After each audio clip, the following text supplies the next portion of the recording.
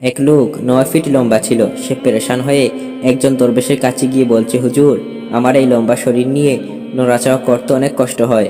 দয়া করে আপনি একটি ব্যবস্থা করে দিন যাতে আমি স্বাভাবিকভাবে জীবনযাপন করতে পারি। তখন সেই দরবেশ বলল, নদীর পাড়ে গিয়ে দেখবা একজন ফকিন্নি মহিলা বসে আছে।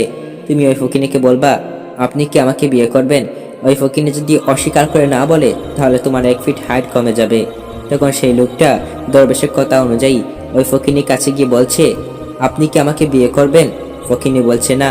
তখন সাথে সাথে 1 ফিট হাইট কমে গেছে। লোকটা চিন্তা করলো, 8 ফিট লম্বা, এটাও তো কম না, আর একটু খাটো হলে ভালো হবে।